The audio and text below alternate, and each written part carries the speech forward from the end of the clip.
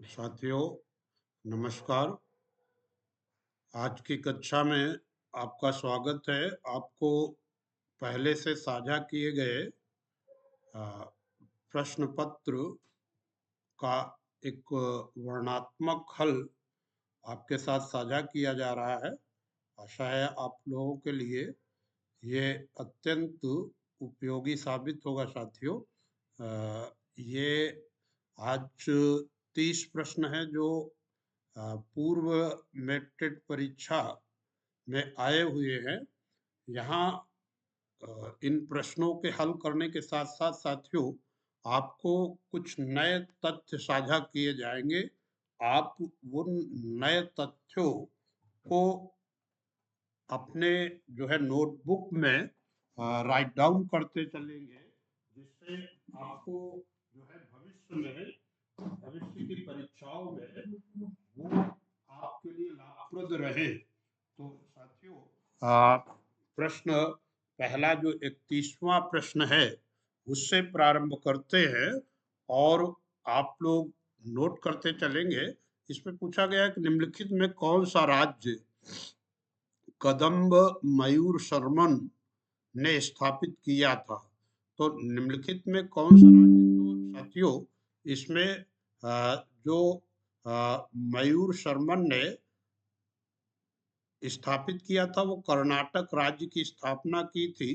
ये साथियों घटना है पल्लव राजवंश के समय की। यहाँ पर ब्राह्मण था एक कदम्ब मयूर शर्मन, उसने पल्लव राजवंश के विरुद्ध विद्रोह करके कर्नाटक राज्य की स्थापना की थी और इसकी नई राजधानी साथियों उसने बनाया था बनवासी। आप लिखते चलेंगे, कदम्ब मयूर शर्मन ने कर्नाटक राज्य की स्थापना पल्लव राजवंश के विरुद्ध विद्रोह करके की थी और उसकी नई राजधानी बनवासी या वैजंती को बनाया था। और ये राजवंश एक ये कह लीजिए कि ये 4वीं शताब्दी में स्थापित हुआ और ये राजवंश साथियों लंबे समय तक कार्य करता रहा। ये इसका कार्यकाल लगभग 200-250 वर्ष इसका कार्यकाल रहा इस राजवंश का। तो साथियों ये पॉइंट के साथ साथ कुछ महत्वपूर्ण बातें आप लोग नोट करते चलेंगे।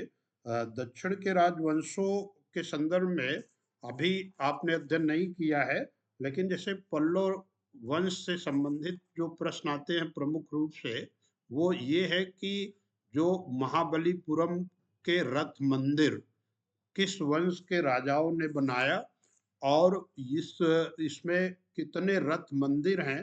तो साथियों ये संख्या 7 रथ मंदिर हैं इसमें। और दूसरी बात ये है कि जो ये पांडवों से संबंधित रथ मंदिर हैं और द्रौपदी का जो मंदिर है वो जो है सबसे छोटा मंदिर है। ये एकाश्म मंदिर है। एकाश्म मंदिर का अर्थ होता है कि एक ही शिला को काट कर बनाए गए मंदिर हैं।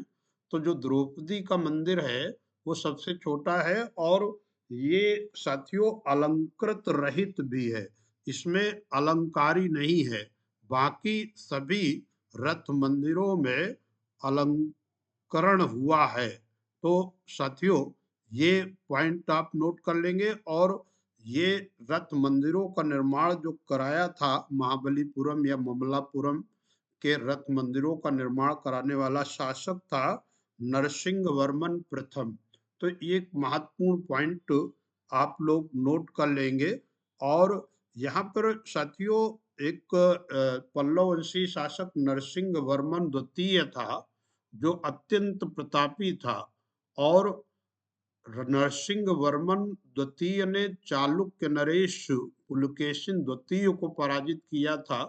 और आप ये भी पॉइंट लिख लें, पुलकेशिन द्वितीय इतना वीर था कि उसने जो है जो अंतिम हिंदू सम्राट उत्तर भारत के वो हर्ष हर्ष ने दक्षिण विजय अभियान की नीति अपनाई थी, लेकिन उनके दक्षिण विजय अभियान को हतोत्साहित किया था।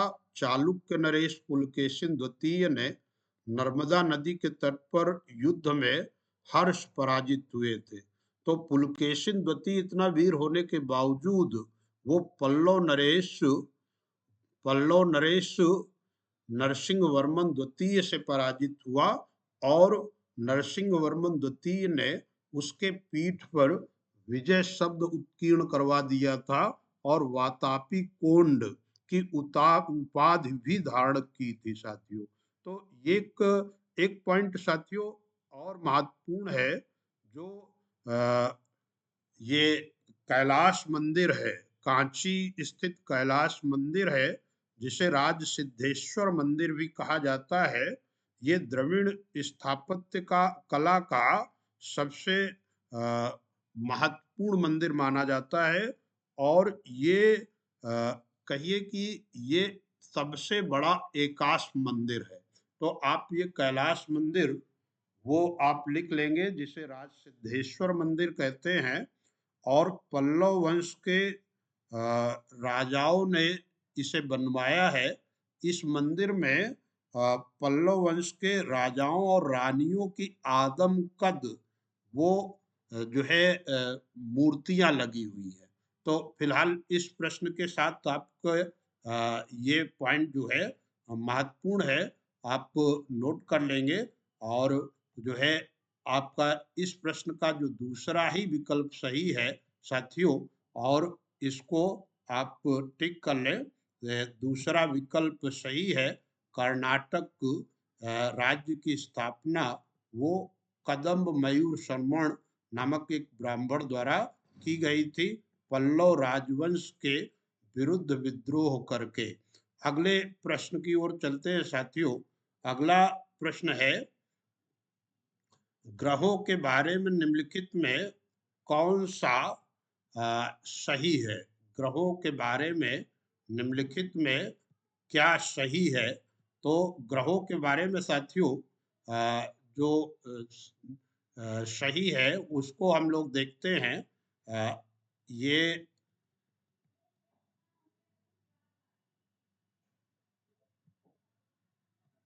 प्रश्न है 32वां प्रश्न साथियों, आप देखिए।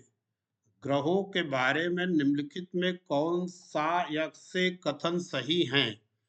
वे तारों के प्रकाश से प्रकाशित होते हैं, बिल्कुल सही है। ग्रहों का अपना प्रकाश नहीं है, वो सूर्य के प्रकाश से प्रकाशित होते हैं। और सूर्य आप जानते हैं एक मध्यम आयु का तारा है।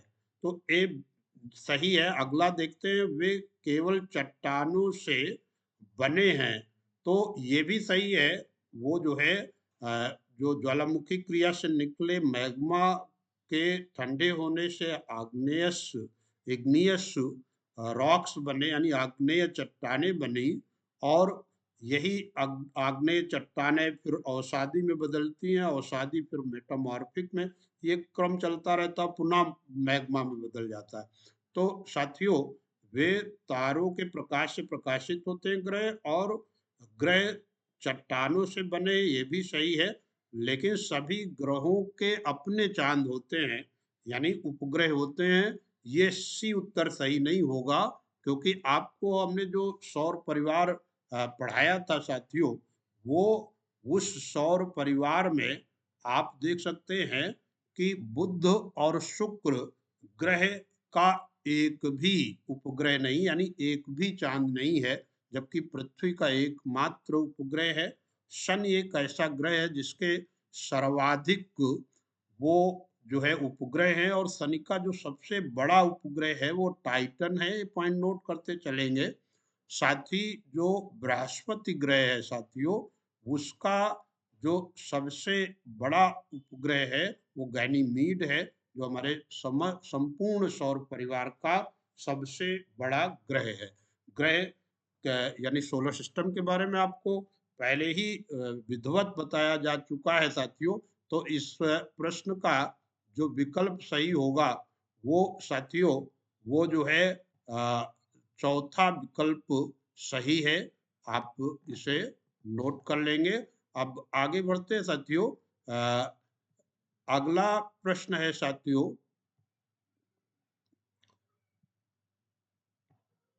अगले प्रश्न की ओर आप देखिए। 33वां प्रश्न है कि पृथ्वी पर जो तापमान के वितरण को प्रभावित करता है वो महत्वपूर्ण कारक क्या है? तो पृथ्वी पर जो तापमान को साथियों वो प्रभावित करता है, वितरण को प्रभावित करता है, तो वो वितरण को प्रभावित करने वाला है सन आइसोलेशन यानी आतपन, आतपन अथवा सूर्य से आने वाले विकिरण। तो ये दूसरा विकल्प एग्जैक्ट सही है इसमें, और कोई विकल्प इसमें नहीं हो सकता। आप जानते हैं कि जैसे हमारा जो विषुवत रेखा का क्षेत्र है, उसमें जो है सूर्य की किरणें वर्ष भर वो लंबवत पड़ती हैं। तो वहां पर साथियों क्या होता है कि उच्च सूर्य आतपन होता है, यानी हाई सन आइसोलेशन होता है। और जब यहाँ उच्च जो है सूर्य आतपन होता है, तो उसका असर क्या होता है साथियों कि यहाँ पर जो समुद्री भाग है उसमें तीव्र वाष्पन होता है, और तीव्र वाष्पन के उपरांत जब टेम्परेचर रात्रि में डाउन होता है सायंकाल, तो वहां पर बादल बनते हैं। तो इस विषुवत रेखा के चारों दोनों ओर का जो ये क्षेत्र है साथियों, जिसे आप उष्णकटिबंध यानी ट्रॉपिकल रीजन कहते हैं, यहाँ प्रतिदिन वर्षा होती है, सायंकाल प्रतिदिन वर्षा होती है और वर्ष भर वर्षा होती है। इसे हम संवाहनीय वर्षा या कन्वेंशनल रेन मित्रों कहते हैं। अब हाई सन आइसोलेशन है और हाई रेनफॉल है, तो हाई डेंसिटी यानी ह्यूमिडिटी, आर्द्रता उच्च होगी। उच्च आर्द्रता और उच्च सूर्य तापमान दोनों मिल जाने से क्या होता है कि यहाँ पर सघन जंगल हैं, और इनके जंगलों की सघनता इस कदर है कि सूर्य का प्रकाश वो शायद ही वो तली तक पहुंच पाता हो। अतः क्या होता है कि यहाँ के पेड़ों के में सूर्य के प्रकाश को पाने की होड़ लगी रहती है। तो 200 मीटर से भी अधिक ऊंचे यहाँ पर पेड़ पाए जाते हैं। साथियों, ये क्षेत्र मानव जीवन के लिए अनुकूल नहीं है, क्योंकि ये एक पॉइंट यहाँ लिख लीजिए, ये हाई बायोडाइवर्सिटी के लिए भी जाना जाता है। तो ये बहुत पूछा जाता है कि उच्च जो है जैव विविधता का क्षेत्र कौन सा है। तो आप विश्व में यही उष्णकटिबंधीय क्षेत्र जो ट्रॉपिकल रीजन है, यहाँ पर साथियों विविध प्रकार की वनस्पति और विभिन्न प्रकार के जीव पाए जाते हैं। यहाँ बहुत जहरीले जीव भी पाए जाते हैं, और यहाँ मक्खियां भी वो कछुए के आकार की पाई जाती है। तो मानव जीवन यहाँ संभव नहीं है, लेकिन फिर भी कुछ जनजातियां यहाँ निवास करती है साथियों। तो ये हमारी व्याख्या है, और इससे जुड़ा प्रश्न वो बहुत पूछा जाता है साथियों। तो आप मेरे हिसाब से ये पॉइंट आप नोट करते चलेंगे। और इस प्रश्न यानी 33वें प्रश्न का जो उत्तर है वो आ, दूसरा उत्तर सही है साथियों। दूसरा उत्तर आप सही कर लीजिए। ये जो है आतपन और सूर्य से आने वाली किरणें वो प्रभावित करती है किसी भी स्थान की जलवायु को। तो ये पॉइंट आप नोट कर लेंगे। और यहाँ पर साथियों एक पॉइंट और मैं जोड़ दूं कि जैसे ध्रुवों पर क्या होता है, सूर्य की किरणें वो जो है तिरछी पड़ती है, और वहां पर सन आइसोलेशन वो साथियों कम होता है। सन आइसोलेशन जो है निम्न हो जाता है। वो जो है इसलिए वहाँ टेम्परेचर का बजट कम हो जाता है। तो यानी पृथ्वी पर जो सूर्य का बजट है यानी एनर्जी बजट है, वो इस बात पर निर्भर करता है सन आइसोलेशन पर।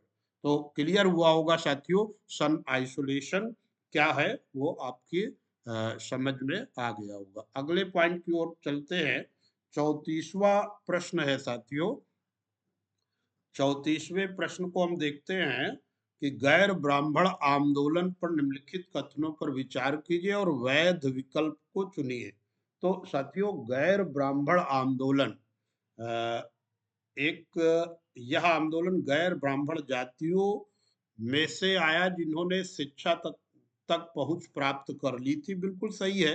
दक्षिण भारत में जैसे ईवी रामास्वामी नायर या पेरियार, जिन्हें जो है वो दक्षिण भारत में जो दलितों के उत्थान में इनका योगदान रहा, या नारायण गुरु जिन्होंने दक्षिण भारत में काम किया, तो ये गैर ब्राह्मण जातियों से ही लोग जुड़े थे। अब ये आंदोलन ने तर्क दिया कि आर्य लोग मूल लोग थे। यानी ये जो है इसमें ये तर्क दिया गया कि Aryans were the indigenous people. यानी उनका तर्क था कि जैसे लोग कह रहे थे कि अलग अलग मत थे कि आर्यों का आगमन मध्य एशिया से हुआ, या जैसे तिलक ने भी अपनी पुस्तक Arctic home of the Aryans में आर्यों का निवास स्थान, वो साथियों वो बताया है, आर्यों का निवास स्थान उत्तरी ध्रुव को बताया। लेकिन इस आंदोलन के लोगों ने आर्यों के निवास स्थान को भारत का ही माना है। ये आंदोलन जो गैर ब्राह्मण आंदोलन था, वो यही कहता है कि आर्यों का निवास स्थान वो वस्तुतः वो भारत ही था। अब दूसरा ये तर्क जो है, एक मिनट साथियों,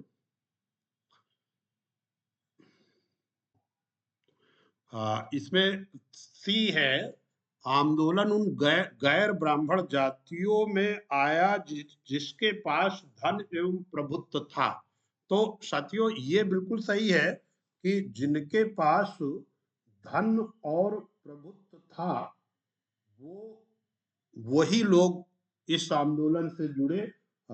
ये बात ये भी सटीक बैठती है कि जिनके पास वास्तव में कुछ धन था, वो लोग ही जुड़े, और जिनके पास धन का अभाव था वो नहीं जुड़े। तो ये तो पॉइंट ए और सी सही है। और ये जो आंदोलन ने तर्क दिया कि आर्य लोग मूल आए, तो ये इससे इस प्रश्न से मेल नहीं खाता है। तो हमारा जो उत्तर होगा वो ए और सी सही है साथियों। ए और सी सही है। ये जो है आपको, यानी दूसरा विकल्प हमारा मित्रों सही है। इसको आप टिक कर लेंगे।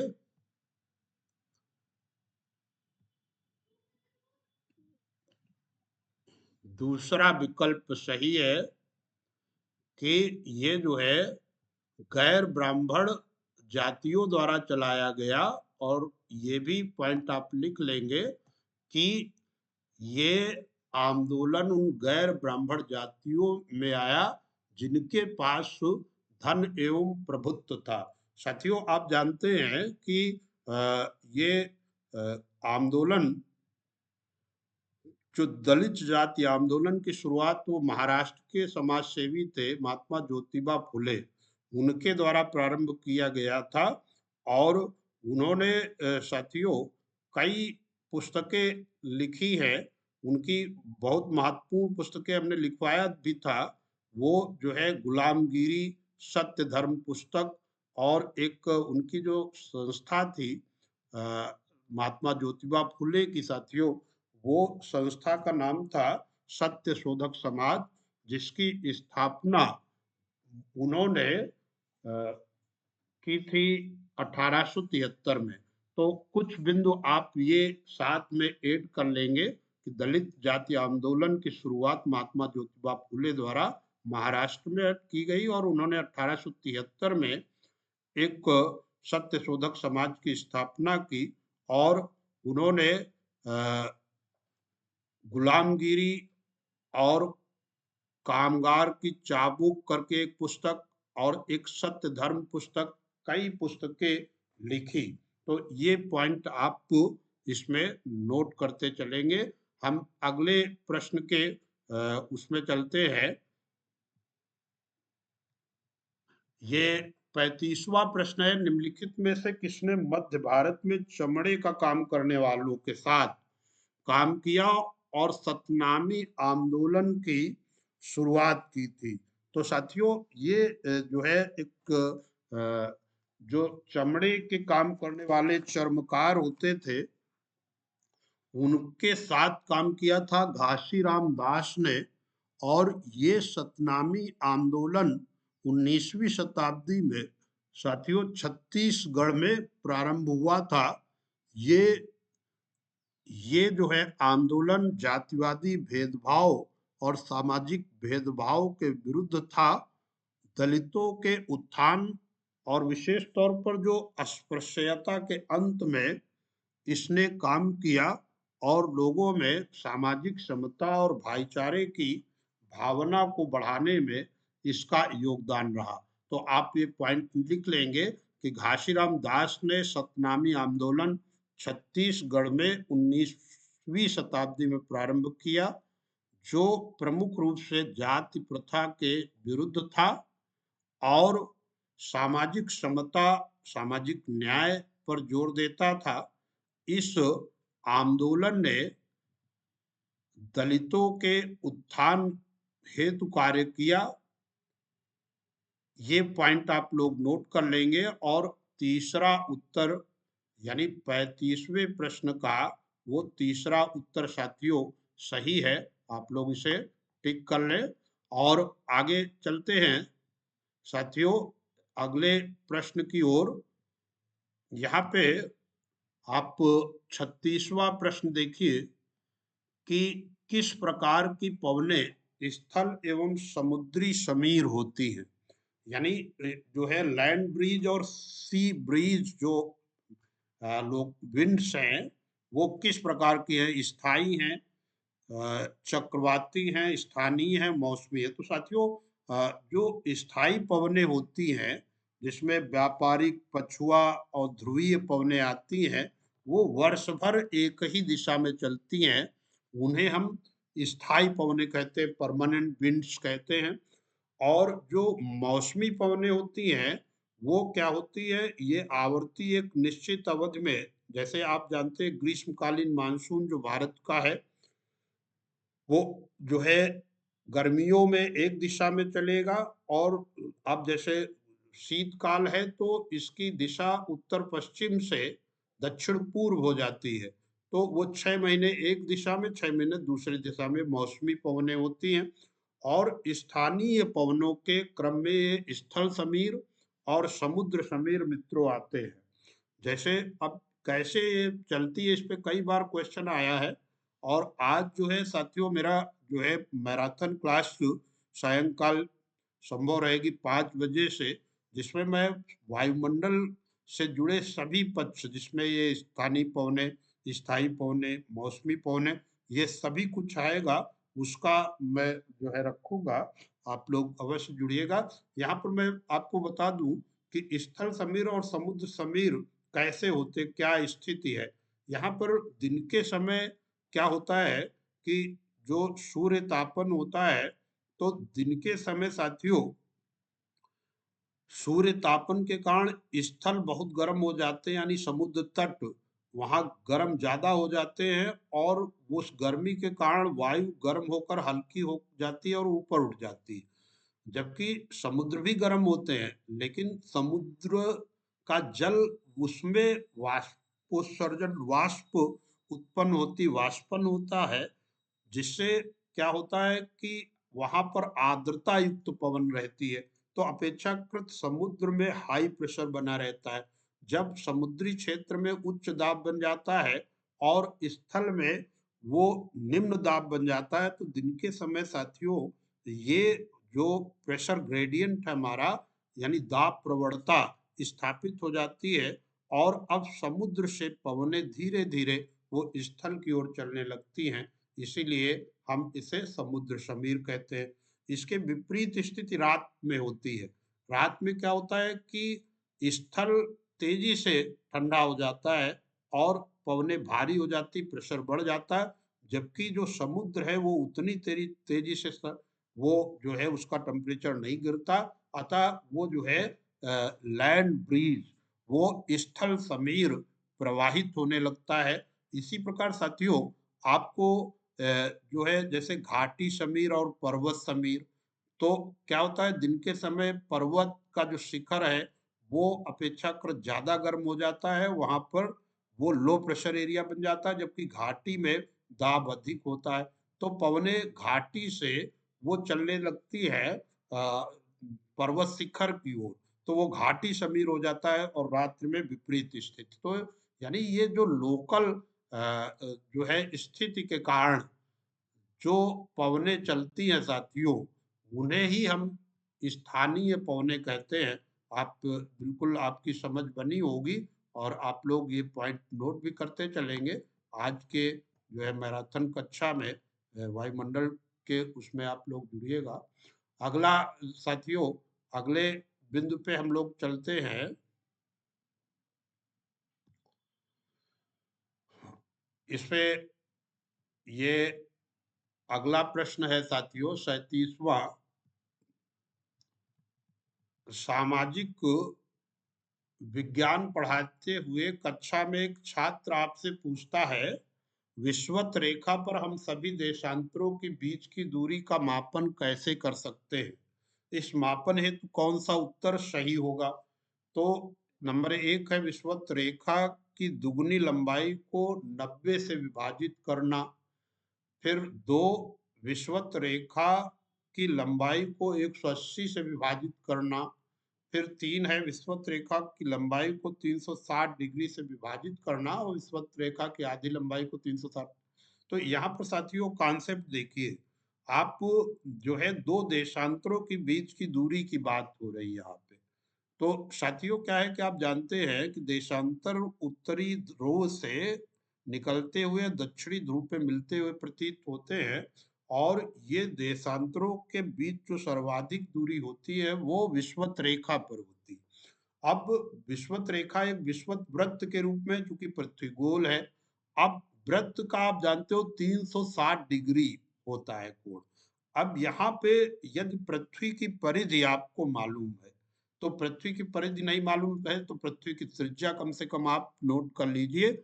पृथ्वी की त्रिज्या 6400 किलोमीटर होती है, और अब हम जब 2πr से इसको हल करेंगे तो 40,075 किलोमीटर वो पृथ्वी की परिधि आ जाएगी। अब इस परिधि को जब हम 360 डिग्री से विभाजित कर देंगे तो आप ये देखेंगे कि एक देशांतर दो देशांतर के बीच की दूरी वो 111.32 किलोमीटर आ जाएगी, अर्थात विकल्प 3 सही है। आप देखिए इसका गणित बिल्कुल स्पष्ट हो रहा होगा कि जब आपने पृथ्वी की परिधि निकाल ली, तो अब वो 360 डिग्री में उसको बांटना है, तो 360 डिग्री से आपने उसको विभाजित कर दिया। ये जो है उत्तर साथियों आपका ये सही हो जाएगा। 37वें का तीसरा उत्तर बिल्कुल सही है साथियों। तीसरा उत्तर एग्जैक्ट सही है। अगले प्रश्न की ओर हम लोग बढ़ेंगे और उसे देखेंगे। आप भी आपको पहले से ही ये साझा किया गया था और आप लोग इसे इसे हल करके अपने उत्तर डाल भी दिए होंगे। तो साथियों अगला देखिए, अगले उत्तर को समझते हैं। पहले प्रश्न को समझ लिया जाए। निम्नलिखित में से शैल चक्र का सही क्रम। तो साथियों शैल चक्र का जो सही क्रम होता है वो ये है कि भाई जो प्राइमरी रॉक्स होते हैं वो एग्नियस रॉक्स है, लेकिन इससे पहले क्या होता है कि वो ज्वालामुखी क्रिया से जो प्रस्फुटित मैग्मा है, लावा है, उससे ही आग्नेय चट्टानों का निर्माण होता है, और ये हमारी प्राइमरी है। और इन्हीं से बाद में क्या होता है, वो मेटामॉर्फिक वो चट्टाने बनती है। यानी आप ये कह ले सॉरी अवसादी सेडिमेंट्री रॉक्स बनते हैं, और फिर उसके बाद जो है मेटामॉर्फिक रॉक बनते हैं। तो ये साथियों एक क्रम बन जाता है इनके निर्माण का, कि पहले मैग्मा से वो क्या बना साथियों, आग्नेय शैल, और आग्नेय शैल से क्या बना, तो साथियों आग्नेय शैल में फिर बना वो सेडिमेंट्री रॉक यानी अवसादी शैल, और अवसादी शैल से पुनः कायांतरित शैल बनी, और यही कायांतरित शैल पुनः मैग्मा में बदल जाती है। ये क्रम चलता रहता है, जिसे हम रॉक साइकिल कहते हैं। तो इसमें जो विकल्प है साथियों, इसमें जो सर्वाधिक उपयुक्त आंसर होगा इसका, वो दूसरा सही होगा। दूसरा उत्तर सही है इसमें। आप इसको समझ गए होंगे। क्रम आप लिख लीजिए। जो रॉक साइकिल होता है वो ज्वालामुखी से निकले पहले मैग्मा आ जाएंगे, और फिर साथियों मैग्मा से आ, बनेगा आग्नेय शैल, और आग्नेय शैल से फिर अवसादी शैल, और अवसादी शैलों से कायांतरित शैल, फिर मैग्मा बनेगा, और ये क्रम साइक्लिक आर्डर में चलता रहेगा। तो ये स्थिति स्पष्ट हो गई होगी मित्रों। अगले प्रश्न की ओर हम लोग बढ़ेंगे। अगला प्रश्न है, ये आपके सामने। इसमें देखिए साथियों, निम्नलिखित का सुमेल कीजिए तथा उपयुक्त विकल्प का चयन कीजिए। और यहाँ पर साथियों पहला है कि आहत सिक्के। आहत सिक्के आप जानते हैं पंचमौड जो कॉइन्स हैं, तो इसके इतिहास में हमने पूरा आपको बताया है कि सबसे पहले भारत में अगर देखा जाए और दुनिया के सिक्कों का इतिहास देखा जाए, तो पहले जो सबसे प्राचीन है हड़प्पा कालीन, वो सेल खड़ी के जो मोहरे या सिक्के हैं वो सबसे प्राचीन है। लेकिन जब पहली धातु तांबा के रूप में मानव ने खोजा, तो उसके बाद धातु के आहत सिक्के बनने लगे। आहत सिक्के साथियों वो सिक्के होते थे जिन पर एक डाई का प्रयोग करते हुए उस पर चिन्ह मार दिए जाते थे, या उसमें चिन्ह किसी जानवर के होते थे, पेड़ पौधे के हो सकते थे। लेकिन साथियों आहत सिक्कों पर वो डेट उत्कीर्ण नहीं होती थी। हमने इतिहास में आपको पढ़ाया है कि भारत में जो डेट्स से युक्त सिक्के जारी करने का श्रेय श्रेय वो हिंद यवनों को जाता है। इंडो ग्रीक शासकों ने सबसे पहले सिक्कों पर जो सिक्कों को जारी करने वाले राजा का नाम उल्लेखित किया, और वो तिथि भी उत्कीर्ण कराई। एक और पॉइंट की सबसे पहले स्वर्ण सिक्के किसने जारी किए, तो भारत में सबसे पहले स्वर्ण सिक्के जारी करने का भी श्रेय इंडो ग्रीस ग्रीक्स को जाता है, यानी हिंद यवनों को जाता है। और दूसरे एक पॉइंट ये भी बहुत पूछा जाता है कि सर्वाधिक शुद्ध सोने के सिक्के जारी करने का कार्य किसने किया था, तो कुषाणों ने। कनिष्क के काल में 124 ग्रेन का सर्वाधिक शुद्ध सोने का सिक्का चलता था साथियों।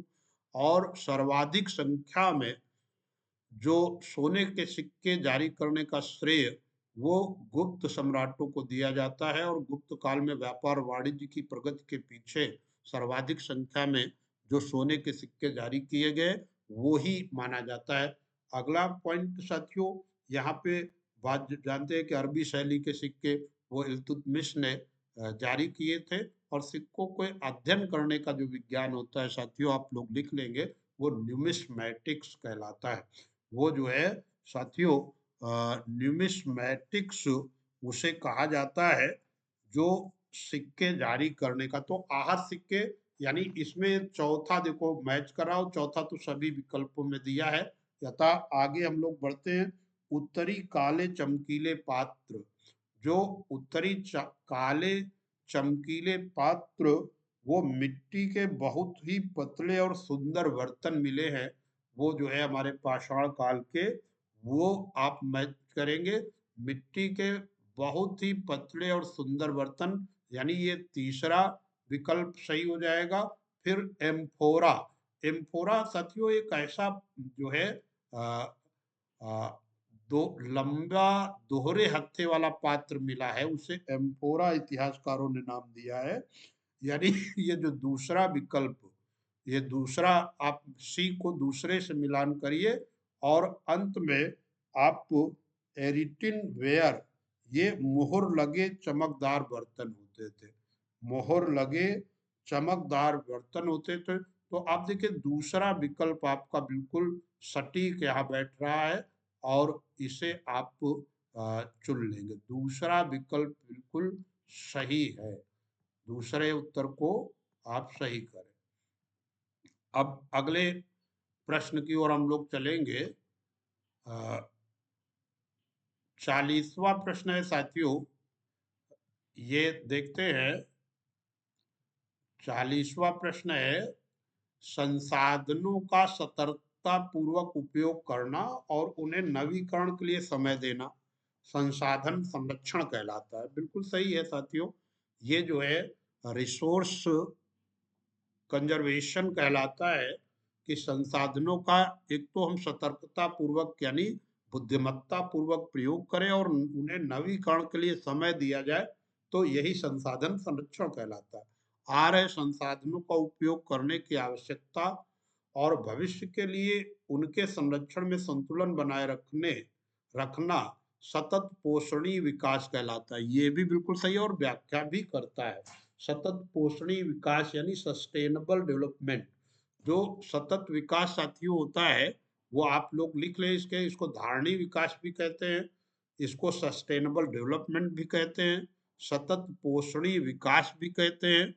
ये इसका आप लिख जरूर लीजिए कि जब हम अपने प्राकृतिक संसाधनों का प्रयोग इस प्रकार करते हैं कि वो भविष्य की पीढ़ी के लिए सुरक्षित रहे और हमारी आवश्यकता पूरी करते रहे, यानी आप इस विवेक से अपने संसाधनों का प्रयोग करें कि वो जो है आपकी आवश्यकता को पूरा करते हुए वो साथियों भविष्य की के पीढ़ी के लिए वो सुरक्षित रहे, तो हम उसे सतत विकास कहते हैं। सस्टेनेबल डेवलपमेंट पे साथियों बहुत जोर दिया जा रहा है और नवीकरण ऊर्जा स्रोतों जैसे सौर ऊर्जा, पवन ऊर्जा, बायोगैस आदि के प्रयोग पर बहुत अधिक जोर दिया जा रहा है। तो इसमें दूसरा विकल्प साथियों बिल्कुल सही है। आपको ये सतत विकास की परिभाषा यानी सस्टेनेबल डेवलपमेंट के संदर्भ में आपने अपनी समझ विकसित की। अब हम अगले प्रश्न की ओर चलते हैं और इसे देखते हैं। ये देखिए निम्नलिखित में से कौन सा सही नहीं है, कौन सा कथन सही नहीं है। तो साथियों ये देखिए भारतीय इतिहास के संदर्भ में है। आज हमने आप लोगों को वीडियो साझा किया है जिसमें विभिन्न गवर्नर जनरल और वायसराय के समय के इतिहास का उल्लेख है। उन दिनों दोनों वीडियोस को आप अगर गहनता से देखे होते तो ये उत्तर इसको देना बहुत आसान था। यहाँ पर देखिए कौन सा सही नहीं है, इनकरेक्ट को छांटना है साथियों। तो पहला है कि 1870 से 1880 के बीच के दशकों में ब्रिटिश शासन के प्रति असंतोष और ज्यादा गहरा हुआ। तो बिल्कुल सही है कि ये जो अवधि थी वो लॉर्ड लिटन के समय की अवधि थी और लॉर्ड लिटन ने भारतीयों को असंतुष्ट किया अपने कार्यों से। कैसे? जैसे वो जो है उसने 1878 में वो वर्नाकुलर प्रेस एक्ट यानी भारतीय देशी भाषाओं के समाचार पत्रों के प्रकाशन पर वो उसने प्रतिबंध लगा दिया था, क्योंकि साथियों 1877 में उसने महारानी विक्टोरिया के सम्मान में दिल्ली दरबार का आयोजन किया था। उस समय जब पूरा उत्तर भारत अकाल से पीड़ित था और लाशें पटी थी, तो ऐसे समय उसने जो है दिल्ली में महारानी विक्टोरिया के सम्मान में पानी जैसा पैसा बहाया था। तो इससे भारतीय जो समाचार पत्र थे वो मुखर हो गए थे, जैसे इसमें ईश्वर चंद्र विद्यासागर का जो समाचार पत्र सोम प्रकाश था, वो बहुत मुखर आलोचना कर रहा था। तो इसी सोम प्रकाश को लक्ष्य करके वर्नाकुलर प्रेस एक्ट 1878 में लॉर्ड लिटन ने लागू किया था, और वो भारतीय देशी भाषा के समाचार पत्रों पर रोक लगाना चाहता था। लेकिन सोम प्रकाश के संपादकों ने रणनीति अपनाई कि रातों रात उन्होंने भाषा बदल दी और सोम प्रकाश समाचार पत्र का निर्बाध प्रकाशन होता रहा था। तो एक तो ये बात, दूसरी बात तो वो जो है आर्म्स एक्ट लागू किया था, जिसमें जो है भारतीयों को अब वो जो है, ये कह लीजिए कि वो बिना लाइसेंस के हथियार रखने का अधिकार वो छीन लिया था। 1878 में ही उसके द्वारा जो आर्म्स एक्ट पारित हुआ, वो साथियों उस समय के भारतीयों को हथियार रखने की इजाजत नहीं देता था, और इससे भारतीयों का शोषण होता था एक प्रकार से। यहाँ साथियों आपको बता दें, आर्म्स एक्ट आज भी वही चल रहा है जो लॉर्ड लिटन का है। आज जो लाइसेंस आप लोग लेते हैं हथियार रखने का, तो उसी समय का है। अगली बात है कि सरकार का समर्थन करने के लिए 1880 का वर्नाकुलर प्रेस एक्ट पारित हुआ। तो साथियों ये जो विकल्प है तीसरा, वो नहीं है वर्नाकुलर प्रेस एक्ट। तो हमने बताया कि वो ये था कि भारतीय भाषा के समाचार पत्रों को का मुख बंद करने, भारतीयों ने बड़ी आलोचना की थी। इसे गला गला घोटू अधिनियम कहा था, और असंतोष इसमें पनपा था साथियों। अगले चौथा विकल्प भी देख लीजिए। 1883 में सरकार ने इल्बर्ट बिल लागू करने का प्रयास किया, जिसे लेकर काफी हंगामा हुआ। तो साथियों इल्बर्ट बिल वो लिटन के बाद जो लॉर्ड रिपन आया था, वो सज्जन रिपन के रूप में था। वो भारतीयों के प्रति संवेदना रखता था, और उसने इल्बर्ट महोदय की अध्यक्षता में एक आयोग गठित करके एक बिल प्रस्तुत करवाया था, जिसमें प्राविधान दे दिया गया था कि अब भारतीय न्यायाधीशों की अदालतों में यूरोपीय और अंग्रेजों के मुकदमे भी सुने जाएंगे। इससे पहले क्या था कि भारतीय न्यायाधीशों की अदालत में अंग्रेजों के मुकदमे नहीं सुने जाते थे। तो ये विरोध था, यानी ये न्यायिक आसमान न्यायिक व्यवस्था थी, इसका अंत होना ही चाहिए था। पिछले उसमें भी इल्बर्ट बिल का मुद्दा था, और आप देखिए इसमें भी रिपीट कर रहा है। तो इल्बर्ट बिल के विरुद्ध अंग्रेज साथियों आंदोलन कर दिए थे रिपन के विरुद्ध, और ये जो विद्रोह अंग्रेजों का हुआ था उसे स्वायत्त विद्रोह कहा गया, और लॉर्ड रिपन दुखी होकर के उसने त्यागपत्र दे करके वो चला गया था इंग्लैंड। तो अच्छे लोग टिक नहीं पाए थे। तो साथियों इसका तीसरा विकल्प सही होगा। आप महत्वपूर्ण बिंदु नोट करते चलेंगे, बहुत अच्छा रहेगा। अगले उस पे हम चलते हैं साथियों। अगला प्रश्न जो 42वां प्रश्न है उसे देखते हैं। 42वें प्रश्न को समझने का प्रयास करते हैं। ये आप देखिए, घास के मैदानों के बारे में दिए गए निम्न कथनों पर विचार कीजिए और सही विकल्प का चयन कीजिए।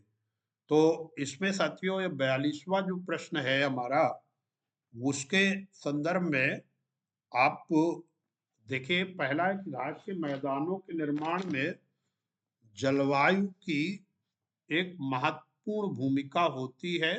तो बिल्कुल सही है, जलवायु की एक महत्वपूर्ण भूमिका होती है, बिल्कुल सही है। अगला है बी प्रेयरीज में वार्षिक वर्षा मध्यम स्तर की होती है, जबकि वेल्स में सर्दियों के महीनों में सूखा पड़ जाता है।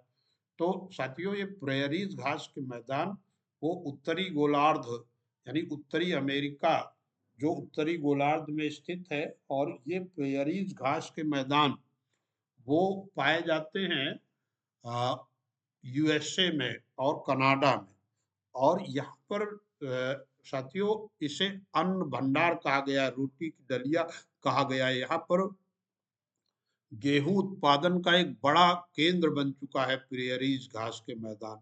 तो यहाँ पर साथियों ये बिल्कुल सही है। जबकि वेल्स जो होते हैं वेल्स चूंकि वो दक्षिण अफ्रीका के हैं, और दक्षिण अफ्रीका का जो हिस्सा है वो वो जो है दक्षिणी गोलार्ध में है। तो दक्षिणी गोलार्ध में सर्दियों के महीने में सूखा पड़ जाता है, तो ये बी भी सही है। अब जो है वेल्स में वनस्पति आवरण विरल है, ये भी सही है, क्योंकि सूखा पड़ने के कारण वो वनस्पति वो बहुत सघन नहीं होती है। डी है, वेल्स उत्तरी गोलार्ध में पाया जाता है, जबकि प्रियरीज दक्षिणी गोलार्ध, ये गलत है। तो वेल्स तो दक्षिणी गोलार्ध में पाया जाता है, और प्रियरीज जो है उत्तरी गोलार्ध में पाए जाते हैं। तो डी नहीं होगा, बाकी सभी विकल्प साथियों वो सही है। आंसर आपका दूसरा सही हो जाएगा, यानी ए बी सी वो जो है दूसरा विकल्प आपका सही है। इसको आप जो है सही कर लें, और ए बी सी दूसरा विकल्प मित्रों सही है।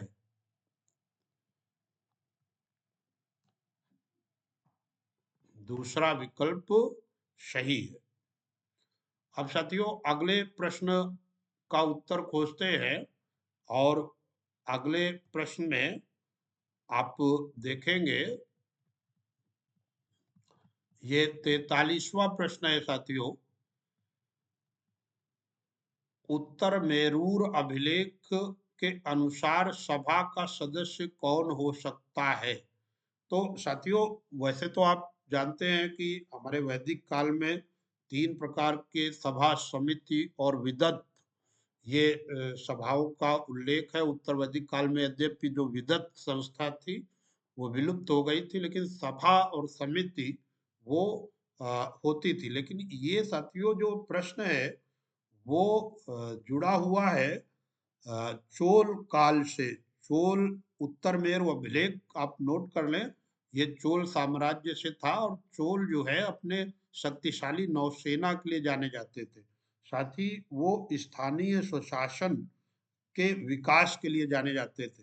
तो चोलों के समय दक्षिण भारत की बहुत बड़ी ताकत चोलों की थी।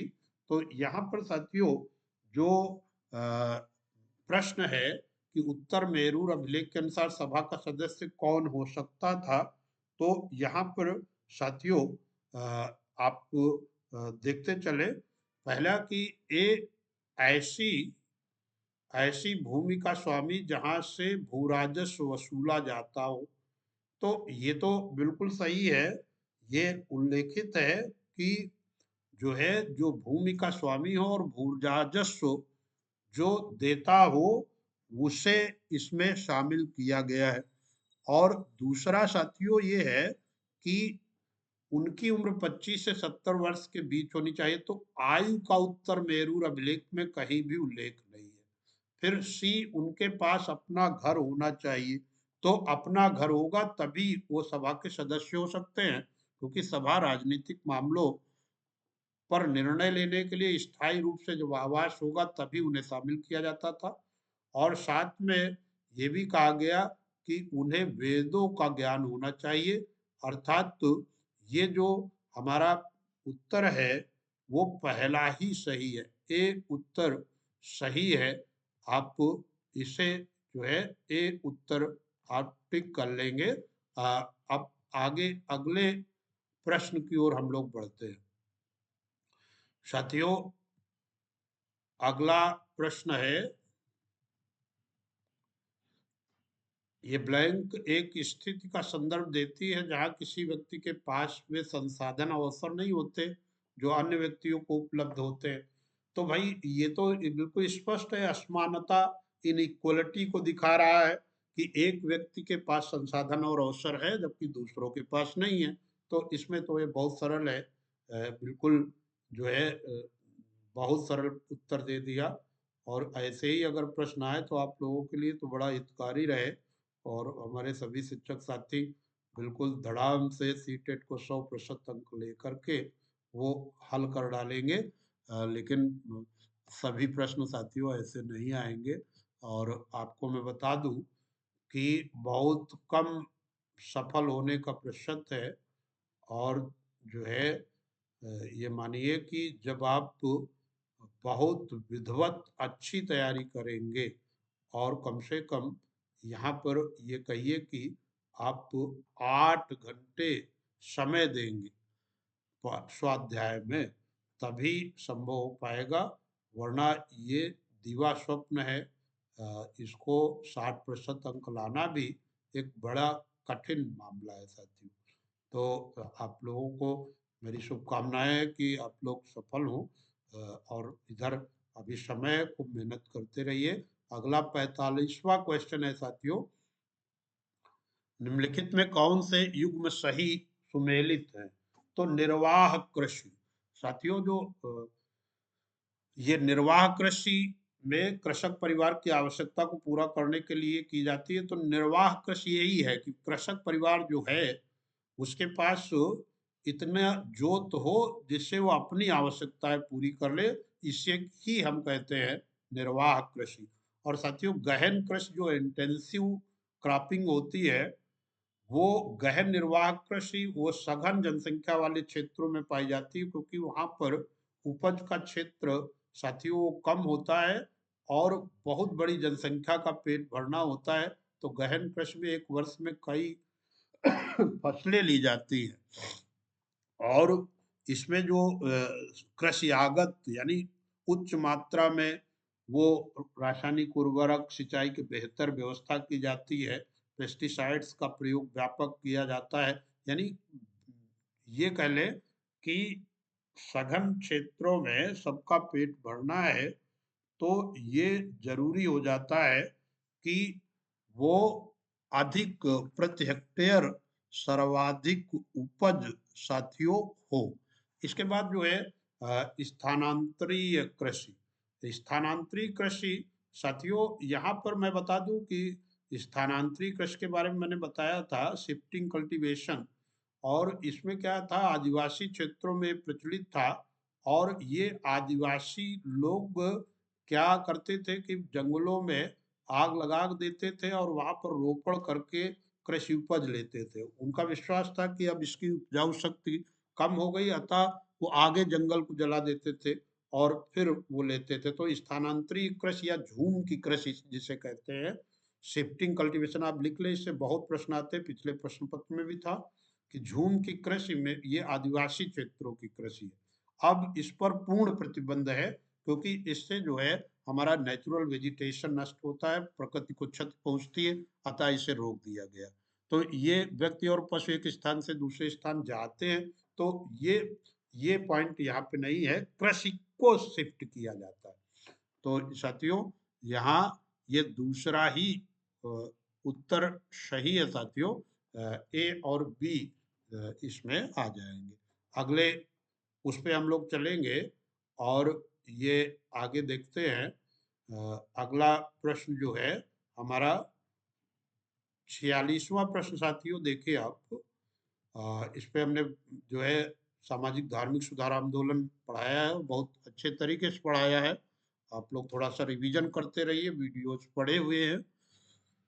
यहाँ पर साथियों ए है कथन, राजा राम मोहन राय ने कलकत्ता में ब्रह्मो समाज की या ब्रह्मो सभा नामक एक सुधारवादी संगठन बनाया।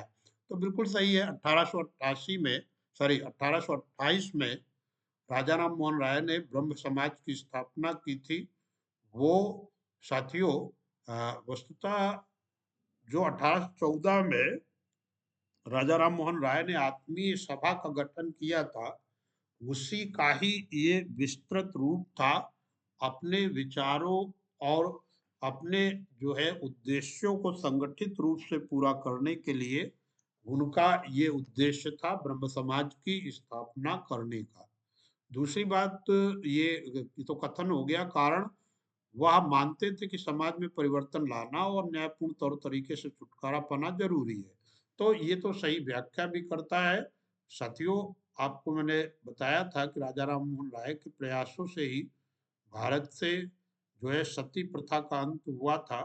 उन्होंने सती प्रथा के अंत के लिए एक व्यापक जन आंदोलन प्रारंभ कर दिया था, और उस समय लॉर्ड विलियम बेंटिंग के समक्ष उन्होंने एक जो है लॉर्ड विलियम बेंटिंक के समय उन्होंने एक ज्ञापन प्रस्तुत किया था, लाखों लोगों द्वारा हस्ताक्षरित, और उसके बाद जो है 17वां कानून पारित करके 1829 में सती प्रथा का अंत कर दिया गया था। और आपको इतिहास में ये भी पढ़ाया गया था कि भाई सती प्रथा, प्रथम सती होने के प्रमाण वो भानुगुप्त के एरण अभिलेख जो 510 ईस्वी का है उसमें ही मिलता है। जब जो है गोपराज नामक सैनिक एक था, वो युद्ध में वीरगति को प्राप्त होता है, तो उसकी पत्नी उसकी चिता के साथ स्वयं का अंत करती है। यही से जो है सती प्रथा की शुरुआत हुई। यानी सती प्रथा आप ये कह लीजिए कि वो अ, वैदिक काल में बिल्कुल नहीं थी।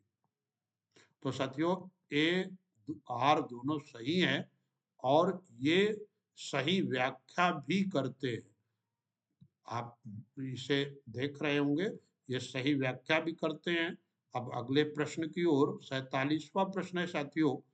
ये यहाँ पर आप देखिए, मिलान करना है कि अ, जो है गृहपति कौन होते थे।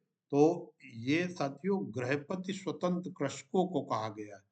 गृहपति स्वतंत्र कृषकों को कहा गया है। और श्रेणियां जो होती थी वो शिल्पकारों की होती थी। श्रेणियां शिल्पकारों की बनी थी। अदमई ये भूमिहीन मजदूर होते थे। और ये जो अरिका मेडु ये जो है वो वस्तुतः एक बंदरगाह भी था, तटीय ये तमिलनाडु क्षेत्र में। और यहाँ पर रोमन साम्राज्य से व्यापार के प्रमाण मिले हैं। वहाँ की मोहरें यहाँ पर मिली हुई है। अरिकमेड के संदर्भ में एक जो है एक अननोन राइटर है, बहुत पूछा जाता, आप लोग इसको नोट कर लें, हो सकता है इस बार प्रश्न में आए, प्रश्न पत्र में। तो ये जो है पेरिप्लस ऑफ एरिथ्रियन सी नामक एक कृति है। उसमें जो है अरिकमेड बंदरगाह का उल्लेख है, जिसको पेडोक नाम से संबोधित किया गया है।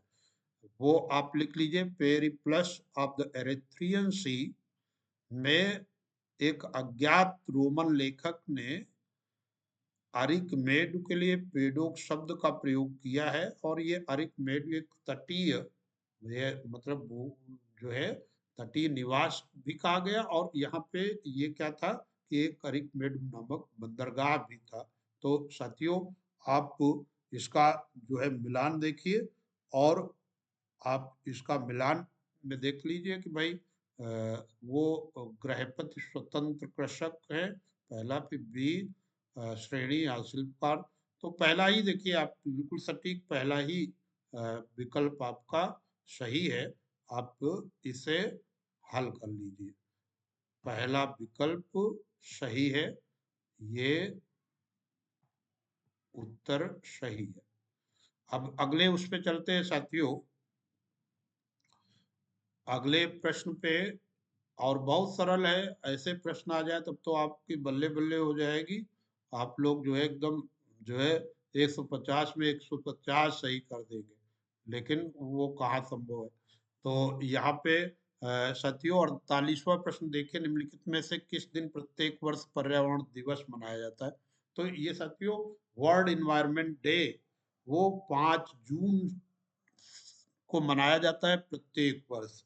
लेकिन इसके पूरा इतिहास आप लोग नोट कर लीजिए, क्योंकि ऐसे प्रश्न तो ये तो आकाशीय घंटा है जो आपको मिल गया, वो आपको बड़ा अच्छा भी लगा होगा है ये। लेकिन ऐसे प्रश्न कहाँ बार बार आएंगे, इसलिए इससे जुड़े तथ्य लिख लीजिए आप। पहली बात तो ये है कि सबसे पहले पर्यावरण प्रदूषण की समस्या की ओर ध्यानाकर्षण कराने वाले व्यक्ति थे रसल कार्सन, नाम लिखिए। और इनकी पुस्तक थी साइलेंट स्प्रिंग।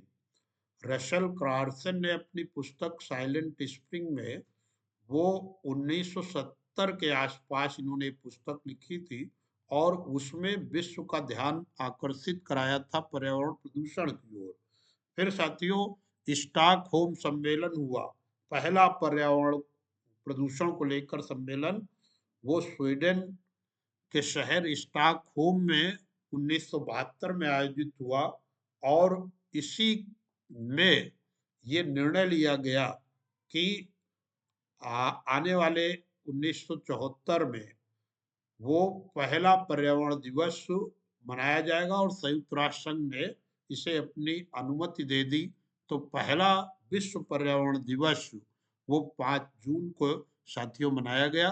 4-5 बातें ये आप लोग नोट कर लेंगे तो बेहतर रहेगा और आपके लिए बहुत उपयोगी रहेगा कि पर्यावरण प्रदूषण की समस्या की ओर सर्वप्रथम ध्यानाकर्षण कराने वाले वो रशल कार्सन थे, जिन्होंने एक पुस्तक लिखी थी साथियों, वो साइलेंट स्प्रिंग।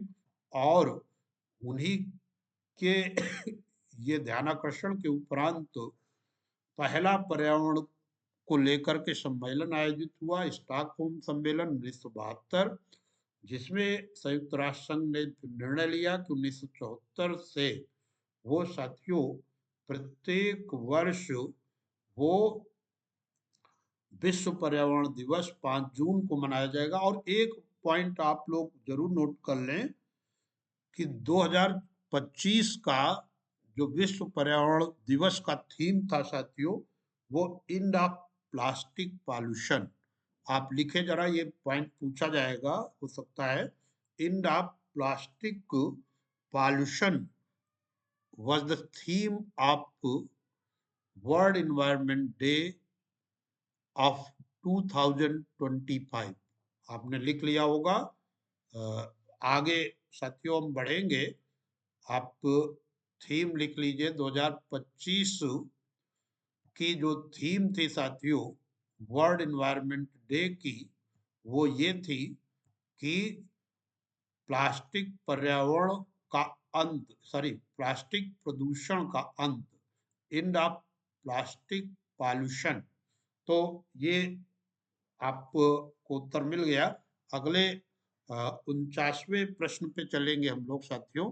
49वां प्रश्न है कि साझी संपत्ति संसाधनों के बारे में निम्न में से क्या सही है। ए, इस पर सरकार का स्वामित्व होता है। तो आपको मैं बता दूं, जो कॉमन प्रॉपर्टी रिसोर्सेज होते हैं, चाहे वो रेलवे हो, सड़कें हो या पार्क हो, सामुदायिक केंद्र हो, तो उस पर सरकार का स्वामित्व होता है, ये बिल्कुल सही है। और बी इस इन पर निजी कंपनियों का स्वामित्व होता है ना।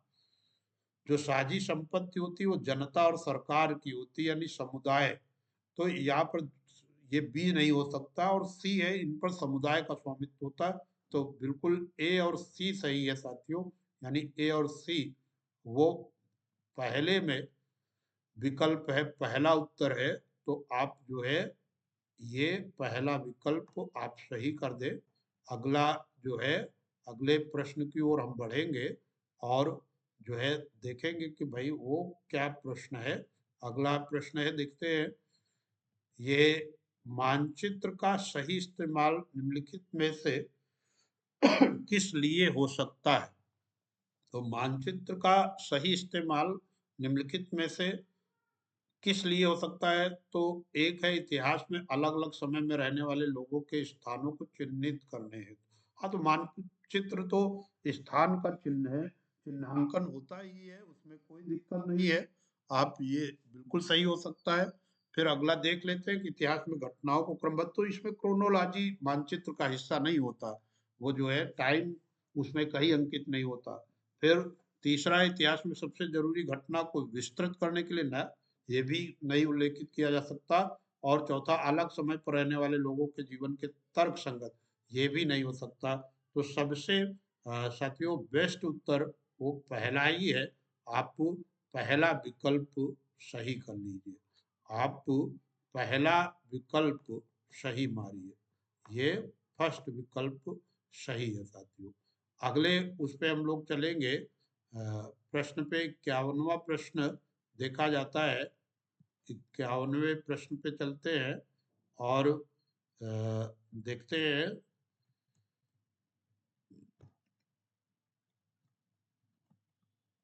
51वां प्रश्न है साथियों,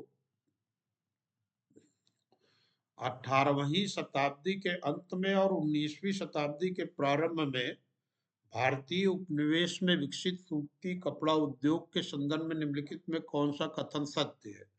तो ऊंट में उत्तर देना है। ए, भारतीय कपड़ा उद्योग को यूरोपीय और अमेरिकी बाजारों में ब्रिटिश कपड़ों के उद्योगों से प्रतिस्पर्धा करनी पड़ी। तो बिल्कुल साथियों क्लियर जा रहा है ये, क्योंकि आप जानते हैं वो मशीन निर्मित कपड़ों का वो दौर प्रारंभ हो गया था। और जो भारतीय अभी यानी भारत का जो बुनकर और जुलाहे बड़े समृद्ध थे, क्योंकि हाथ निर्मित कपड़े जो उनके थे या भारतीय रेशम था, उसकी बड़ी विश्व बाजार में मांग होती थी। लेकिन जब जो है ब्रिटेन में औद्योगिकरण हुआ और वो मशीन निर्मित कपड़ों से विश्व के बाजारों को पाट दिया, तो भारतीय बुनकर और जुलाहे प्रतिस्पर्धा करने में वो जो है प्रतिस्पर्धा करने का प्रयास किया, लेकिन वो सफल नहीं पाई, यानी करनी पड़ी। तो ए तो है ही है। फिर अगला बी, भारतीय कपड़ों के लिए अब ब्रिटिश बाजार उपलब्ध था। ये गलत है। भारतीय कपड़ों के लिए ब्रिटिश अंग्रेजों ने वो बाजार बंद कर दिया था, लेकिन भारत में ब्रिटेन निर्मित मशीन निर्मित कपड़ा भारतीय बाजारों को पाट दिया था। तो ये भी नहीं हो सकता। कपड़े की वस्तुओं को इंग्लैंड तक निर्यात करना लगातार कठिन हो रहा था, तो वो तो बात सही है, कठिन हो रहा था क्योंकि बाजार ही बंद थे। और डी, बंगाल के बुनकरों को सबसे अधिक नुकसान हुआ क्योंकि अंग्रेज और यूरोपीय कंपनियों ने भारतीय कपड़ा खरीदना बंद कर दिया। तो ये साथियों ए, सी, डी विकल्प बिल्कुल सही है। ये आप देखिए बिल्कुल तर्कपूर्ण ढंग से, तो ये ए, सी, डी विकल्प पूरी तरीके से सही है। अब अगले प्रश्न की ओर बढ़ते हैं। अगला प्रश्न साथियों, ये 52nd है। देखिए फिर आ गया प्रियरीज। प्रियरीज जो जो है उत्तरी अमेरिका महाद्वीप अर्थात यूएसए और कनाडा के घास के मैदान हैं। प्रियरीज को दुनिया का अन्न भंडार के रूप में भी जाना जाता है। बिल्कुल सही है। ये जो है अन्न भंडार के रूप में जाने जाते हैं। फिर आर, खेती के वैज्ञानिक तरीकों और ट्रैक्टर व कंबाइन मशीनों के उपयोग ने दक्षिण अफ्रीका को अधिशेष खाद्य उत्पादक बना दिया। तो ये देखो दक्षिण अफ्रीका में चूंकि नहीं है प्रियरीज, प्रियरीज तो उत्तरी अमेरिका में है। तो ये आर तो गलत ही है। आर गलत है क्योंकि दक्षिण अफ्रीका में अभी भी वो खाद्य अधिशेष उत्पादन ही नहीं करता। तो ये चीज अगर प्रियरीज के लिए कही जाती तो ए और आर दोनों सही होते, लेकिन यहाँ पे साथियों ये ए सही है लेकिन आर गलत है, यानी चौथा विकल्प वो सही है मित्रों। तो अगले उस पे हम लोग चलेंगे। 53वां 53 प्रश्न को देखते हैं। विविधता कुछ नया और अलग लेकर आती है। बिल्कुल सही है। जो diversity came with something new and different. क्यों ऐसा क्यों होता है? क्योंकि संस्कृतियों के परस्पर मिश्रण के कारण। आप देखिए कि भाई भारतीयों से अरबों ने क्या सीखा था कि उन्होंने गणितीय अंक सीखे, शून्य का ज्ञान सीखा, ज्योतिष सीखा, वो जो है दशमिक प्रणाली को सीखा। साथ में भारतीयों ने वो खजूर की खेती सीखी, ऊंट पालन सीखा। तो ये जो है इंटरमिक्सिंग ऑफ कल्चर, वो एक्चुअली वो कुछ ना कुछ साथियों सिखाता है। तो आप ये सही उत्तर हो गया। संस्कृतियों के परस्पर मिलन से जो है संस्कृतियों में कुछ नया होता है और कुछ अलग होता है। तो ये स्पष्ट हो गया। अब चौथा मतलब अगले प्रश्न की ओर हम चलेंगे। 54वां क्वेश्चन है कि भारतीय सॉरी भारतीय संविधान द्वारा विधायिकाओं में सीटों तथा सरकारी नौकरियों में आरक्षण दिया गया है। ये ठीक है। फिर क्या कह रहे हैं? ए, निम्न श्रेणी तथा स्कूल एवं विद्यालयी परीक्षाओं में कम अंकों की क्षतिपूर्ति हेतु, क्योंकि इस कारण से लोग प्रतिस्पर्धा करने के योग्य वो नहीं थे, वो प्रतिस्पर्धा करने के योग्य नहीं थे क्योंकि उनके पास कम अंक आ रहे थे। ये ऐसा जो है पहला इन्होंने व्याख्या की है। तो साथियों, यहाँ पर ये कोई कारण नहीं रहा कि निम्न श्रेणी तथा इस यानी वो थर्ड डिवीजन वालों को दे दिया जाए, तो भाई सामान्य वर्ग का व्यक्ति अगर थर्ड डिवीजन कम अंक लेके आता है तो वो भी इसके लिए वैध होना चाहिए। तो अगला है फिर, वर्षों के ऐतिहासिक दमन तथा शैक्षणिक वंचिता की क्षतिपूर्ति हेतु। ये बिल्कुल सही है कि जो भाई ये जो है वो डाउन ट्रॉडन लोग थे, वो ऐतिहासिक रूप से उनका निम्न स्तर रहा है, वो कई शिक्षा से वंचित रहे। तो ऐसे लोगों को बराबर लाने के लिए ये व्यवस्था 10 वर्ष के लिए लागू की गई थी। लेकिन साथियों, राजनीतिक तुष्टीकरण ही कहिए कि वो जो है इसको लगातार आगे बढ़ाते जा रहे हैं 10-10 साल के लिए, जबकि संविधान निर्माताओं ने केवल ये 10 वर्ष के लिए वो विधायिकाओं में या सरकारी नौकरी में वो आरक्षण की बात कही थी। इसमें वोट बैंक के रूप में राजनीतिक समर्थन और रैली के लिए, तो ये व्यवहारिक रूप से तो सत्य है, लेकिन ये संविधान में कहीं नहीं है कि वोट बैंक बढ़ाने के लिए आप आरक्षण को लागू करें। तो साथियों, ये आपका केवल बी इसमें सही होगा, अर्थात विकल्प वो साथियों तीसरा सही है। तीसरा विकल्प बिल्कुल सही है। अगले उस पे साथियों चलते हैं, 55वां क्वेश्चन को देखते हैं। 55वां क्वेश्चन है, औपनिवेशिक भारत में विभिन्न कला रूपों के संदर्भ में कथन ए एवं आर को पढ़े। ए है, औपनिवेशिक शासन में कई तरह के नए कला रूपों, शैलियों और तकनीकों का वो साथियों सूत्रपात हुआ। तो साथियों, ये पॉइंट जो है आप बिल्कुल सही मानेंगे, क्योंकि भाई नए कला रूपों, शैलियों, तकनीकों, भाई रेलवे आ गई, टेलीग्राफ लाइनें अंग्रेजों ने विकसित कर दिया, और नए रूप में बाजार डेवलप कर दिया, कार्य करने की शैलियों में बदलाव किया। तो ये तो बिल्कुल सही है। फिर कारण है, इन्हें भारतीय कलाकारों ने अपने स्थानीय ग्राहकों और बाजार के हिसाब से अपनाकर नई शक्ल दी। बिल्कुल सही है, कोई भी नई चीज अगर आती है तो उसको समाज या संस्कृति वो अपनाती ही है। तो यहाँ पे साथियों ए और आर दोनों सही है। ए आर की सही व्याख्या करता है। तो दूसरा विकल्प साथियों बिल्कुल सही है। अब 58वें क्वेश्चन, बस अब आपके 3 प्रश्न रह गए हैं। आप लोग बड़े धैर्य से जुड़े हैं, तो अच्छा लग रहा है। आगे बढ़ते हैं। 56वां प्रश्न है साथियों, निम्नलिखित में किन कारणों से नवपाषाण युगीन पुरापाषाण युगीन स्थलों से भिन्न है। नवपाषाण युगीन स्थल यानी आप जानते हैं पाषाण काल को 3 भागों में बांटा गया, नवपाषाण, पुरापाषाण है।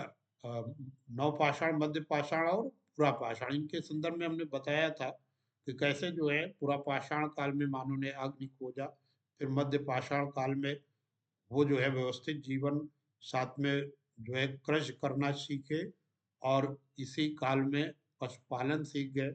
नवपाषाण काल की सबसे बड़ी देन वो पहिया आ गया। इधर जो है औजारों और बर्तनों के प्रयोग में बड़े परिवर्तन आ गए।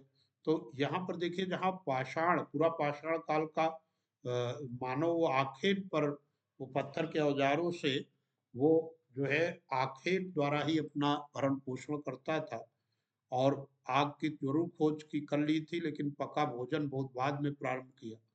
तो यहाँ पर पहला ओखली और मूसल के प्रयोग अनाज को पीसने के लिए किया गया। बिल्कुल नवपाषाण काल में ओखली और मूसल आ चुके थे। फिर दूसरा साथियों यहाँ पे दूसरा प्रश्न है, इसमें सारी 56वां प्रश्न है ये। तो दूसरा, अ, यहाँ पे बर्तनों का प्रयोग खाना बनाने के लिए किया जाता था, तो ये भी मानव जान चुका था बर्तनों का प्रयोग अब वो खाना बनाने के लिए करने लगा। फिर तीसरा है कि विभिन्न प्रकार की चीजों से कपड़े बुने जाते थे। तो कपास की खेती प्रारंभ हो चुकी थी और कपास से बने कपड़े प्रयोग करने लगा। फिर चौथा, पत्थर के औजारों का प्रयोग आरंभ हुआ। सारी यहाँ पे पत्थर के औजार तो पूरा पाषाण काल में थे, यहाँ पे उन्नत व्यवस्था आ चुकी थी। अब वो जो है धात्विक औजारों पे भी काम चालू हो गया था और हड्डियों के औजार भी प्रारंभ हो गए थे। तो ये चौथा नहीं है, और बाकी पहले तीन वो बिल्कुल साथियों सही है। बाकी जो पहले तीन है वो बिल्कुल सही उत्तर है, यानी विकल्प आपका ये तीसरा विकल्प वो बिल्कुल सही है। अगले उस पे चलते हैं। 57वां प्रश्न है, 57th, इसको देखते हैं।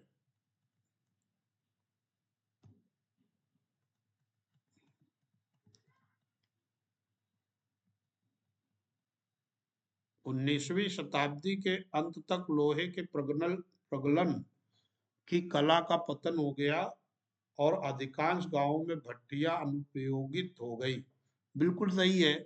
यहाँ पर साथियों की 19वीं सदी के अंत तक ये परिवर्तन आ गया, क्योंकि अब तो बड़े बड़े जो है स्टील प्लांट आ गए थे। अंग्रेजों ने औद्योगिकरण किया था, लोहे की मांग बहुत बढ़ गई थी, इसलिए अब वो जो है गांव में छोटी छोटी भट्टियां, जो अयस्क लौह अयस्क से लोहा बनाने की प्रक्रिया, वो खत्म हो गई 19वीं शताब्दी के अंत तक। और आर लोहे प्रगालक को जंगल विभाग को एक उच्च कर का भुगतान करना पड़ता था, जिसने उनकी आय कम कर दी। तो ये कारण भी सही है, क्योंकि जंगल विभाग जो था अंग्रेजों का, वो जो है गांव के जो लोहे बनाने वाले लौहकार होते थे उनसे कर बहुत लेता था। तो ऐसे में वो खत्म होना स्वाभाविक था। तो ए और आर दोनों सही है। आर ए की वो साथियों सही व्याख्या भी करता है। तो आप ये मानिए कि विकल्प वो जो है साथियों, वो दूसरा विकल्प बिल्कुल सही है। दूसरा विकल्प सही है। अगले उस पे साथियों चलते हैं। 58वां क्वेश्चन साथियों रह गया है, अब 2 क्वेश्चन ही मात्र हैं। आप लोग जुड़े रहिए। 58वां क्वेश्चन आप देखिए, यह है कि निम्नलिखित में से कौन स्थानीय शासन का चुना हुआ सदस्य होता है। तो यहाँ पर चुना हुआ सदस्य कूट में उत्तर देना। वार्ड पंच यानी वार्ड मेंबरों का चुनाव होता है, डायरेक्ट जनता चुनती है, बिल्कुल सही है। फिर सरपंच यानी पंचायत प्रेसिडेंट अर्थात प्रधान, वो भी जनता सीधे चुनती है। ग्राम पंचायत की जो 18 जो है या उससे अधिक आयु की जनता है वही चुनती है। ये ग्राम पंचायत जो होती है साथियों, वो कार्यपालिका का प्रतिनिधित्व करती है। जबकि जो ग्राम सभा होती है, गांव स्तर पर ही, आप ये पॉइंट लिखिए जरा, कि गांव स्तर पर यानी गांव स्तर पर जो ग्राम सभा है वही जो है प्रत्यक्ष लोकतंत्र का उदाहरण है। क्योंकि यहाँ पर गांव सभा के जो सदस्य होते हैं साथियों, वो ग्राम पंचायत के जो भी 18 या उससे अधिक आयु प्राप्त मतदाता होते हैं वही ग्राम सभा के सदस्य होते हैं। वो यहाँ पर ग्राम सभा जो होती है वो अ, विधायी अंग का प्रतिनिधित्व करती है। और संविधान में जो 73वां संविधान संशोधन हो गया है और इसमें जो 11वीं अनुसूची है उसमें ये प्राविधान है कि ग्राम सभा की वर्ष में कम से कम 2 बैठकें होनी चाहिए और उनके बीच 6 महीने से अधिक का समय नहीं होना चाहिए। ये बहुत पूछा था साथियों, लिख लीजिए कि ग्राम सभा वो प्रत्यक्ष लोकतंत्र का उदाहरण है। अब इसके बाद सचिव, तो साथियों सचिव जो होता है सेक्रेटरी, पंचायत सचिव, यानी जिसे आप जो है वीडियो कहते हैं, विलेज डेवलपमेंट ऑफिसर वो चुना नहीं जाता, बल्कि वो जो है एक कंपटीशन के द्वारा उसका जो है चयन होता है और नियुक्त वो किया जाता है। वार्ड पार्षद, तो वार्ड पार्षद भी वो चुने जाते हैं। तो आप सी हटा दीजिए और आप देखते हैं कि ए बी डी, वो ए बी डी उत्तर यानी पहला विकल्प आपका बिल्कुल सही है। ए बी डी उत्तर आपका सही है। आप अगले प्रश्न की ओर हम लोग बढ़ेंगे। अगले प्रश्न के तहत देखते हैं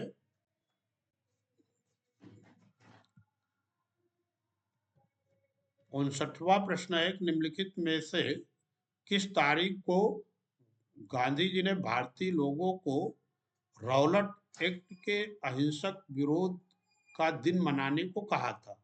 तो साथियों महात्मा जी ने रौलट एक्ट जो मार्च 1919 में पारित हुआ था, और ये सर सिडनी रौलट की अध्यक्षता में एक आयोग अंग्रेजों ने गठित किया था और उसकी सिफारिश पर ही आया था, क्योंकि उस समय भारत में क्रांतिकारी आंदोलन चल रहा था और इस क्रांतिकारी आंदोलन से निपटने के लिए कठोर कानून की जरूरत थी। और इस कानून में अब किसी भी युवक को बिना कारण बताए पुलिस को गिरफ्तार करने का अधिकार दे दिया गया, और वो जो है गिरफ्तार युवक अपनी गिरफ्तारी के कारणों को भी नहीं जान सकता था। साथ ही उसको वकील न करने का भी अधिकार, मतलब उसको वकील करने की भी छूट नहीं दी गई। तो इसीलिए इसे काला कानून कहा भारतीयों ने। वकील नहीं, अपील नहीं, दलील नहीं, इस कानून को कहा गया। तो ये रौलट एक्ट के विरुद्ध व्यापक विरोध प्रदर्शन हुए थे साथियों। महात्मा जी ने जो अहिंसक विरोध प्रदर्शन की डेट निश्चित की थी, वो 6 अप्रैल 1919 निश्चित की थी। और उसी विरोध प्रदर्शन के क्रम में वहाँ अमृतसर में साथियों दो जो है पंजाब के लोकप्रिय नेता थे, डॉक्टर सतपाल और डॉक्टर सैफुद्दीन किचलू। तो इन दोनों नेताओं को गिरफ्तार कर लिया था पुलिस ने, और इनकी गिरफ्तारी के विरुद्ध साथियों वो भीड़ जुटी थी 13 अप्रैल 1919 को अमृतसर के जलियांवाले बाग नामक स्थान पर। और वहां पर जनरल डायर आकर के उसने तब तक गोली चलाने का आदेश दे दिया था जब तक एक भी गोली शेष न बचे। तो ये डेट 6 अप्रैल 1919 याद रखें जो महात्मा जी का है, और 13 अप्रैल 1919 दिन बैसाखी, जिसमें जो है 1000 से अधिक लोग मारे गए और लगभग 3000 लोग घायल हुए थे। यद्यपि आप जानते हैं हंटर कमीशन ने केवल 300 लोगों के मारे जाने की बात स्वीकारी थी, जो बिल्कुल गलत था, क्योंकि जो जो है कांग्रेस ने एक आयोग गठित किया था मदन मोहन मालवीय की अध्यक्षता में, जिसके एक सदस्य के रूप में गांधी भी थे। उसने ये कहा था कि 1000 लोग मारे गए और वो जो है 3000 लोग घायल हुए। ये बहुत बड़ा नृशंस कांड था साथियों। तो ये दूसरा विकल्प बिल्कुल सही है। और अगला साथियों प्रश्न है, उसे देखते हैं। और आपको जो है आप देखिए ये अक्षांश देशांतर और ग्लोब के अध्ययन पर आधारित है, और ये हर हर प्रश्न पत्र में लगभग 2 होंगे। इसलिए साथियों हमने आप लोगों से आपको सुझाव दिया था और मैंने एक वीडियो साझा किया था कि उसको थोड़ा गहनता से आप देख लें और बहुत आसानी से आप हल कर पाएंगे। तो आपने देखा भी होगा इस प्रश्न का उत्तर आप आसानी से लगा लेंगे। और देखते हैं, पहले पढ़ते हैं कि जब ग्रीनविच पर 1 बजे अपराह्न का समय हो। जब ग्रीनविच पर 1 बजा हो, यानी 00 डिग्री लॉन्गिट्यूड, ये जो है प्रधान मध्याह्न रेखा है, जो लंदन के उपनगर ग्रीनिच से होकर के साथियों जाती है।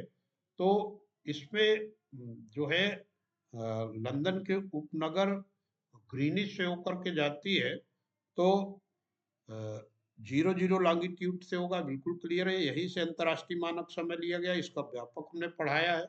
अब ये कह रहे हैं कि जो ग्रीनविच के पश्चिम यानी 60 डिग्री वेस्ट पे बताओ और 60 डिग्री पूर्व पे बताओ। तो अब आप देखो 60 डिग्री पूर्व में क्या है कि पहले सूर्य आएगा, तो यहाँ पर क्या है 60 डिग्री, 1 डिग्री में 4 मिनट का अंतर होता है, तो 60 डिग्री में साथियों 4 छंग 24 यानी 240 मिनट।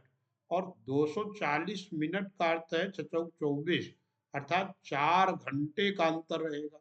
अब जो पूर्व में है, तो पूर्व में आपको 4 घंटे जोड़ना पड़ेगा। तो 1 बजा है ग्रीनिच पे, तो 4 घंटा जब आप जोड़ेंगे तो साथियों कितना हो जाएगा, 5 बजे अपराह्न।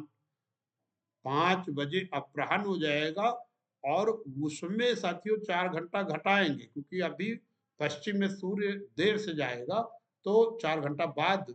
तो वहां पर क्या होगा कि आप 4 घंटा 1 बजे अपराह्न में जब आप घटाएंगे, तो 9 पूर्वाह्न होगा, 9 बजे वो पूर्वाह्न होगा।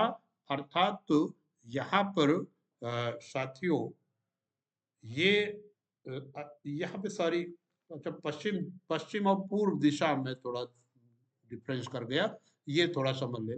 यहाँ पर 60 डिग्री पश्चिम पहले दिया है, तो साथियों ये 60 डिग्री पश्चिम में वो जो है पूर्वाह्न 9 बजेगा, क्योंकि वहां पर तो बाद में सूर्य जाएगा, तो वहां पर 4 घंटे पीछे समय होगा। जबकि 60 डिग्री पूर्व में 5 घंटे अपराह्न, यानी तीसरा विकल्प साथियों ये सही होगा। यदि आपको न समझ में आए तो आप हमारे फोन पे कॉल करके आप समझ सकते हैं, मैं इसको स्पष्ट और कर दूंगा। ये इस तरीके के हल अगर आप सीख लेंगे, तो हर परीक्षा में, सीटेट की परीक्षा में आप लगभग ये आ, आप पाते हैं कि इस तरीके के प्रश्न आते हैं। ग्लोब के अध्ययन का वीडियो आप हमारा थोड़ा कई बार देखने का प्रयास करें साथियों। अब ये हमारा आज का ये हल हो चुका है प्रश्न पत्र। आप लोग बड़े धैर्य से जुड़े रहे, तो बहुत बहुत धन्यवाद आप सभी को। ये आज का एक कक्षा समाप्त होती। जय हिंद, जय भारत, जय शिक्षक।